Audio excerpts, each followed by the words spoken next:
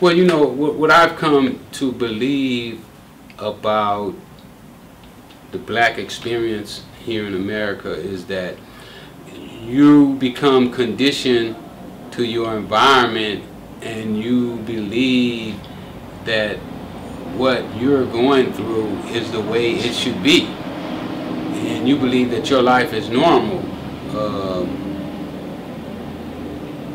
Growing up in South Central LA, I believed that my life was totally normal. Gang banging, friends getting killed. I remember one of my friends' dad killed somebody at the liquor store over $1, you know, and we felt that those were normal occurrences in our community. It was only later, after I started to experience different cultures of life, that I started to understand that some of the things that I believed was normal in actuality wasn't normal. I think playing tennis really gave me an opportunity that a lot of black people in South Central LA are not afforded.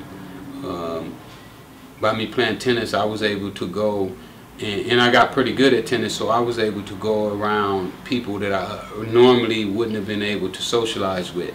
The thing about me is I was small, and I didn't hit the ball really hard, so what that did is that allowed me to go play tennis with younger kids who mother and fathers were rich and who were trying to raise tennis pros, and they would pay me to go and play with their kids, and that afforded me an opportunity to go to places that they didn't even allow blacks to go to, like LA Tennis Place. And when I was going there to play tennis, they had no black members in the club. I would go to Beverly Hills. And what year was that, you think? 74, 75. Do you remember, or can you relate how the black community responded to movies, television, athletes that were portraying black people through the media? Well, I know Superfly had a definite effect on the community, because people started to dress like Superfly. People copied his car. You know, you could see cars riding down the street that looked just like his, you know, where they had copied the grills, the lights, the white walls. It had a tremendous effect on us. And I believe that that was a way to see the community for what was to come. You know, if you want to prepare somebody for a situation, then the first thing you do is you seed their mind. And once you seed their mind, then they're expecting this thing that you want to come. And I believe that that was what happened with these several movies that came out during that time, was a way of seeding our minds for what was to come. If you make people believe that the reason Superfly was able to accomplish his goals was because of cocaine, then other people will put in their minds that if they deal cocaine, then they'll get the same results. That's right. Well, when I hustled with a purpose. You know, a lot of guys, they go out and they hustle for a car, they hustle for a pair of tennis shoes, a diamond ring, a rope, or maybe even a house. But my purpose was greater than that. You know, my purpose was to hustle for generational wealth. I was trying to build a foundation so that my family could benefit from for years to come. Could you say that being in the dope game enhanced or fed some of your qualities that you use today, or any tactics that transformed into good habits? I believe that the dope game is a business, just like any other business. It has to be conducted like any other business. The more you put in, the more you get out. And I use every skill that I learned from drugs, and I'm using it today. The only thing that, you know, people ask me all the time, they say, "Oh, Rick, you changed."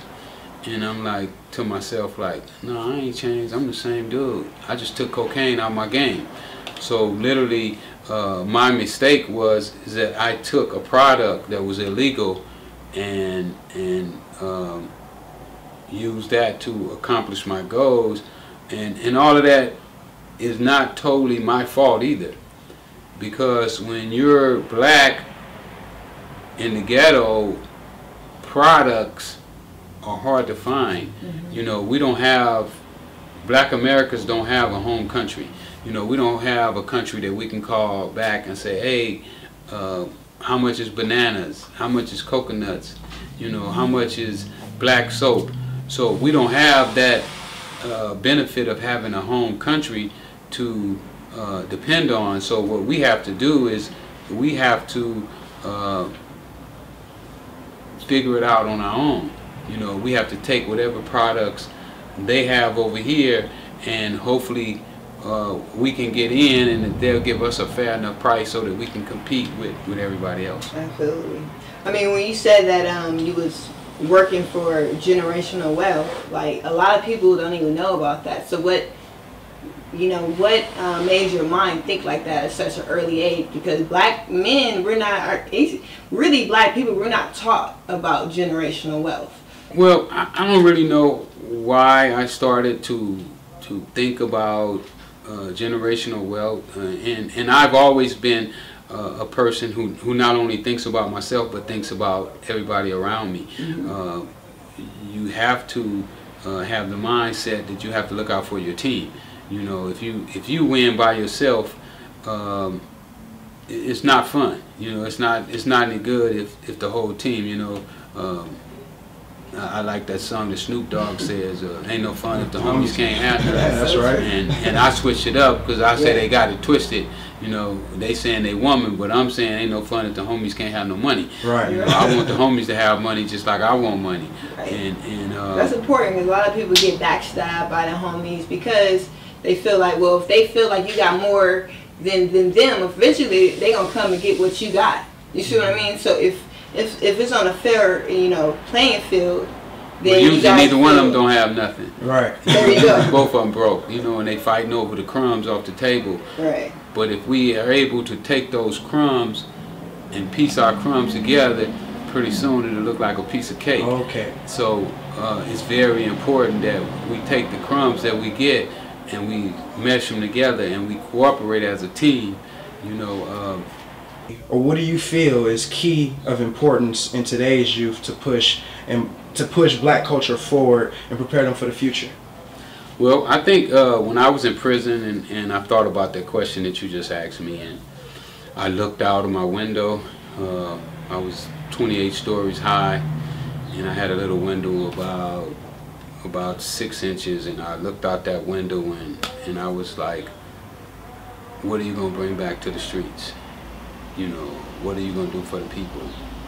And all the things started going through my mind.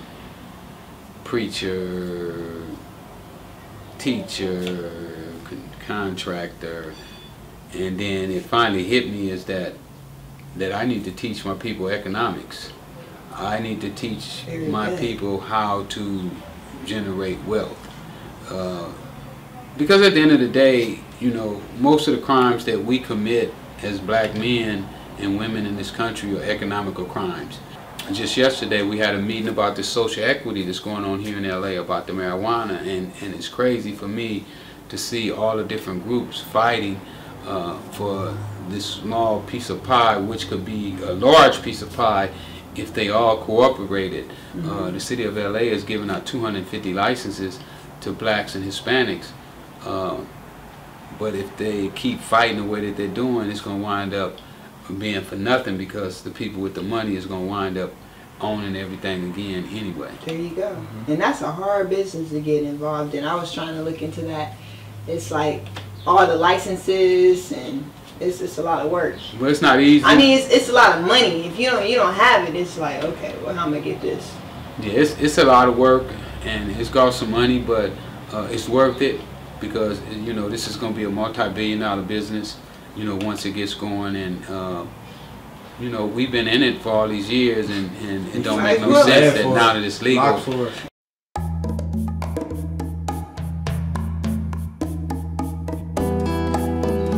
Despite all of the talk about a war on drugs, there has not been a real war.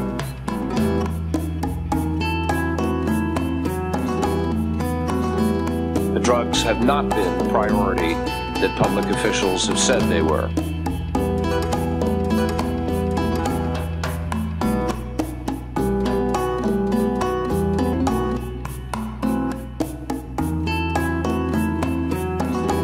As we examine not only what has happened in other countries, but as we examine how we ourselves have made decisions that have put us where we are.